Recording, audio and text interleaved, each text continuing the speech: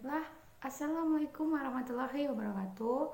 Perkenalkan, saya Dewi Anggraini, mahasiswa Poltekkes Kemenkes Bengkulu, jurusan Keperawatan, Prodi D3 Keperawatan kelas 1B. Di sini saya akan menjelaskan mengenai sistem pencernaan, sistem perkemihan, sistem jantung dan nadi arteri, dan yang terakhir, sistem reproduksi pria dan wanita. Selamat menyaksikan. Nah, yang pertama yang akan saya bahas adalah sistem pencernaan. Sistem pencernaan itu sendiri adalah merupakan sistem organ dalam manusia yang berfungsi untuk menerima makanan, mencernanya menjadi zat-zat gizi dan energi, menyerap zat-zat gizi ke dalam aliran darah, serta membuang bagian makanan yang tidak dapat dicerna atau merupakan sisa proses tersebut dari tubuh. Begitu pula ada anatomi sistem pencernaan, yaitu yang pertama mulut. Baiklah, anatomi sistem pencernaan yang pertama yaitu mulut. Mulut merupakan suatu rongga terbuka tempat masuknya makanan dan air pada manusia. Mulut biasanya terletak di kepala dan umumnya merupakan bagian awal dari sistem pencernaan. Di dalam mulut terdapat gigi, kelenjar ludah dan lidah. Baiklah, yang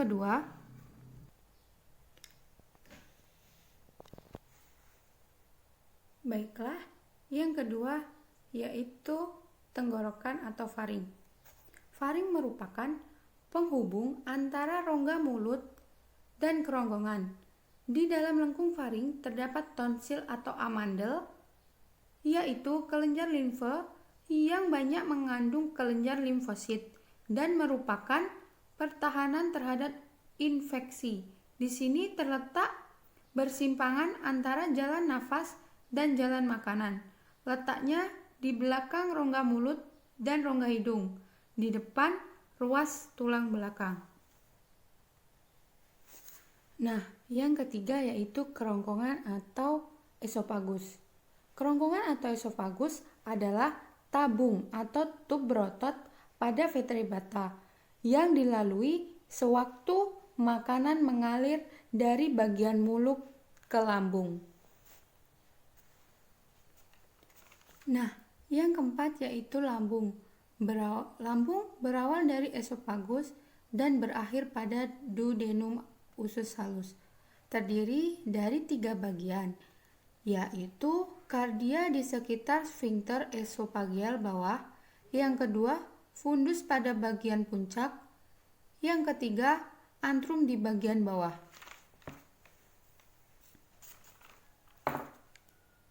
Nah, yang kelima adalah usus kecil atau usus halus. Usus halus atau usus kecil adalah bagian dari saluran pencernaan yang terletak di antara lambung dan usus besar. Dinding usus kaya akan pembuluh darah yang mengangkut zat-zat yang diserap ke hati melalui vena porta. Usus halus terdiri dari 3 bagian, yaitu usus 12 jari atau duodenum, usus kosong atau jejunum, dan usus penyerapan atau ileum. Nah, yang keenam yaitu usus besar atau kolon. Usus besar atau kolon dalam anatomi adalah bagian usus buntu dan rektum. Fungsi utama organ ini adalah menyerap air dari feses. Usus besar terdiri dari usus buntu. Yang kedua yaitu umbai cacing. Nah, dan yang terakhir adalah rektum dan anus. Rektum adalah sebuah ruangan yang berawal dari ujung usus besar atau setelah kolon sigmoid dan berakhir di anus. Organ ini berfungsi sebagai tempat penyimpanan sementara feses. Sedangkan anus merupakan lubang di ujung saluran pencernaan di mana bahan limbah keluar dari tubuh. Anus terletak di pelvis, dan dindingnya diperkuat oleh 3 sfinkter. Yang pertama yaitu sfinkter ani internus, yang kedua sfinkter levator ani, dan yang ketiga sfinkter ani externus. Nah, yang kedua adalah anatomi dan fisiologi sistem reproduksi pria dan wanita. Yang pertama, saya akan menjelaskan sistem reproduksi pria. Nah, ini contoh gambarnya ya.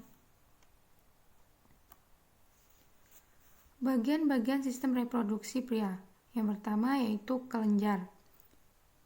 Kelenjar terdiri dari testis, vesika seminalis, kelenjar prostat, dan kelenjar bulbo-uretralis.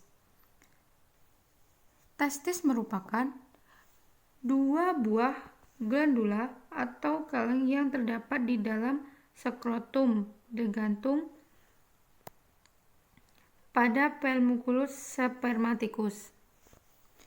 Yang kedua, vesika seminalis adalah 2 buah kelenjar tubuler yang terletak di kanan dan kiri belakang leher kandung kencing dan berbentuk seperti piramid. Ketiga, kelenjar prostat. Kelenjar prostat merupakan kumpulan dari 30-50 kelenjar tubula alveoler dan bermuara ke dalam uretra pars uretratica. Yang keempat, kelenjar bulbo-uretralis. Letaknya di sebelah bawah dari kelenjar prostat dan di belakang lateral pars membran uretra. Nah, bagian sistem reproduksi yang kedua yaitu ductus. Ductus terdiri dari epididymis, ductus seminalis, dan uretra.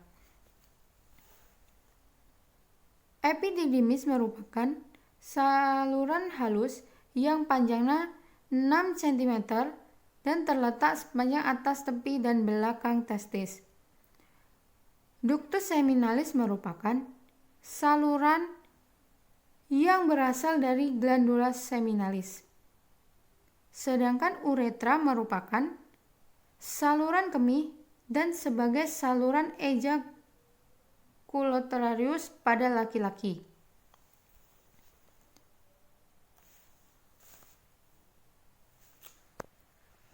Bagian-bagian sistem reproduksi pria yang ketiga yaitu bangun penyambung yang terdiri dari skrotum, peniculus spermaticus, dan penis.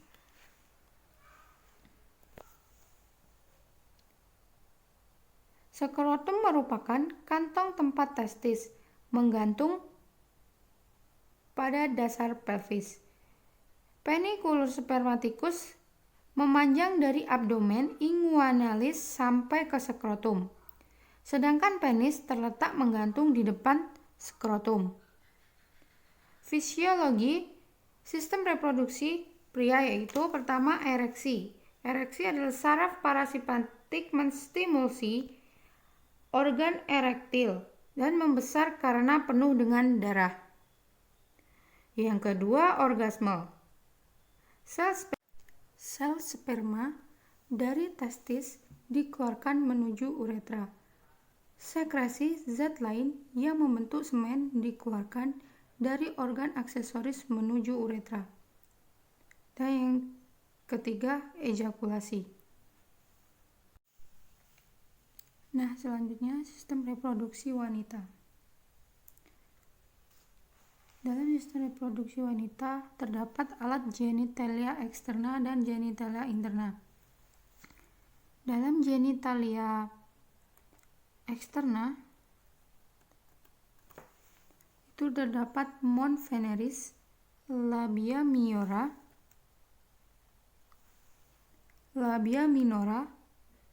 klitoris, vestibulum, introitus,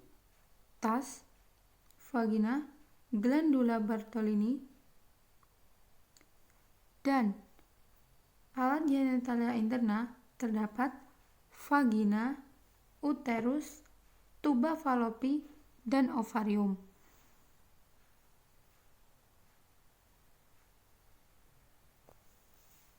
Nah, seperti ini anatominya ya.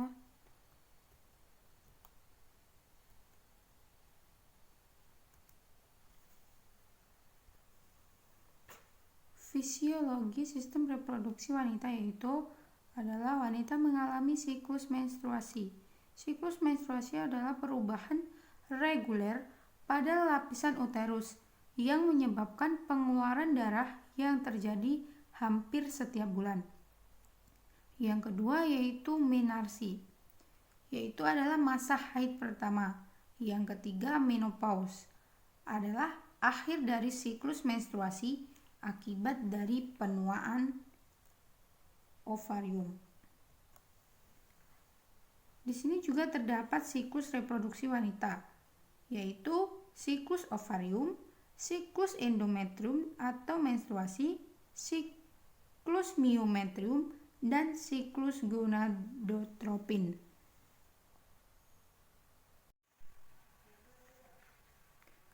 Nah, yang ketiga adalah sistem perkemihan. Ini adalah contoh gambar anatomi sistem perkemihan.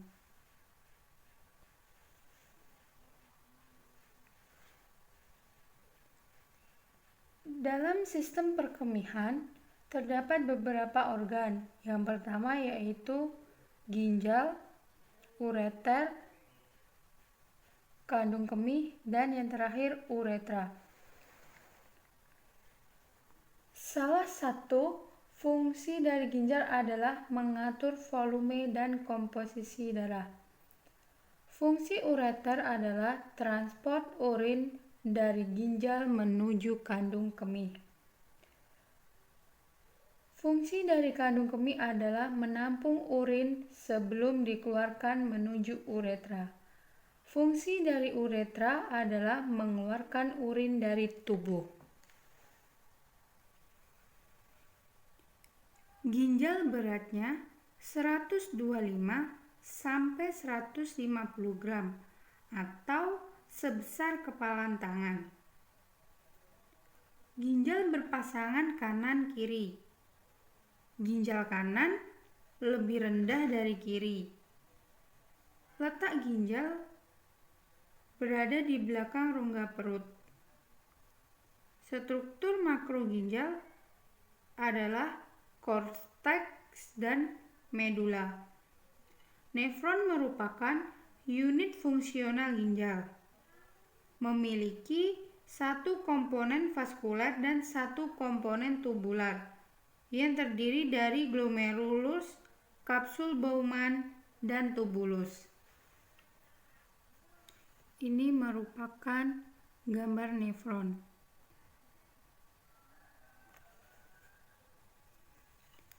Selanjutnya terdapat sirkulasi darah di ginjal.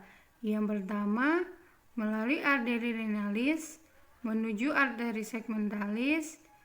Selanjutnya arteri interlobaris menuju arteri arcuata, menuju arteri interlobularis, menuju arteriole aferen, menuju glomerulus, menuju arteriole aferen, menuju kapiler peritubular, menuju vena interbularis, menuju vena arcuata, menuju vena interbularis, dan yang terakhir vena radialis atau vena renalis.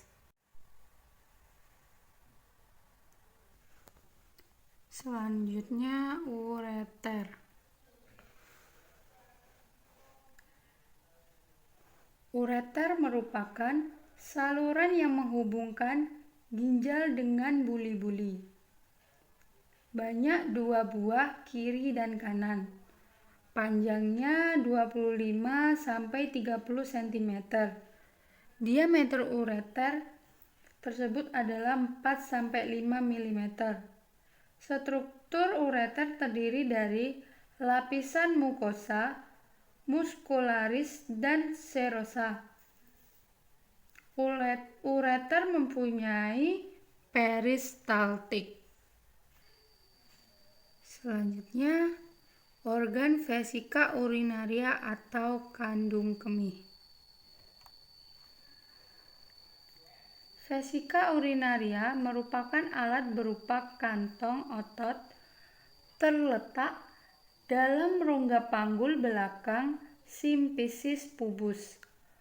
Pada pria, di belakang vesika terdapat rektum dan di bawah vesika terdapat kelenjar prostat.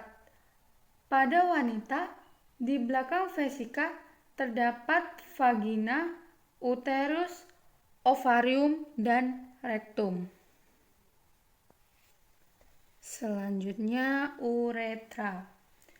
Uretra merupakan saluran keluar dari vesika.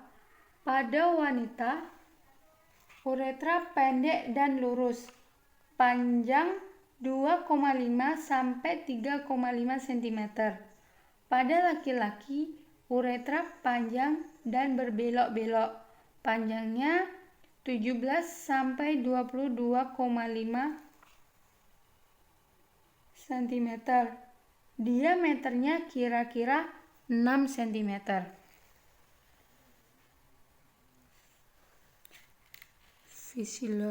Fisiologi ginjal atau sistem perkemihan, yaitu pembentukan urin. Ada 3 fase dalam pembentukan urin. Yang pertama adalah filtrasi glomerulus. Filtrasi glomerulus adalah proses penyaringan besar-besaran plasma atau hampir bebas protein dari kapiler glomerulus ke dalam kapsula Bowman. Yang kedua yaitu reabsorpsi tubulus. Reabsorpsi tubulus adalah perpindahan zat dari lumen tubulus menuju plasma kapiler peritubulus. Yang ketiga yaitu sekresi tubulus, adalah perpindahan zat dari plasma kapiler menuju lumen tubulus. Inilah kira-kira fase pembentukan urin. Yang pertama filtrasi, yang kedua reabsorpsi, dan yang ketiga sekresi. Nah, baiklah, yang terakhir adalah sistem anatomi dan fisiologi jantung. Jantung adalah organ otot yang berongga dan berukuran sebesar kepalan tangan. Fungsi utama jantung adalah memompa darah ke pembuluh darah dengan kontraksi ritmik dan berulang. Jantung terdiri dari 4 ruang, yaitu 2 ruang jantung atas atau atrium dan 2 ruang jantung di bawahnya atau ventrikel yang berfungsi sebagai pompa. Dinding yang memisahkan kedua atrium dan ventrikel menjadi bagian kanan dan kiri dinamakan septum.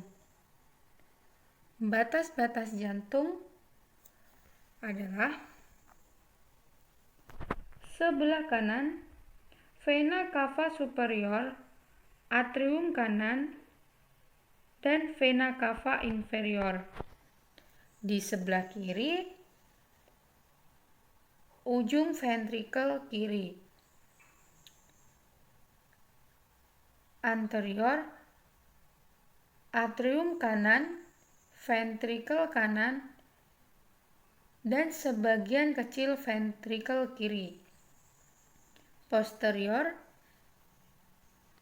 atrium kiri, 4 vena pulmonalis.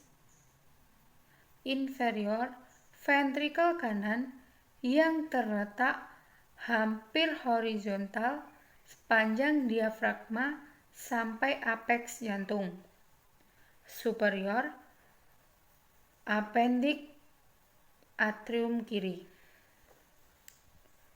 Jantung dipersarafi aferen dan eferen, yang keduanya sistem saraf simpatis dan parasimpatis. Berikutnya fisiologi jantung. Jantung dapat dianggap sebagai dua bagian terkait fungsinya sebagai pompa darah. Pompa kanan berfungsi untuk sirkulasi paru, sedangkan pompa jantung yang berperan dalam sirkulasi sistemik untuk seluruh tubuh.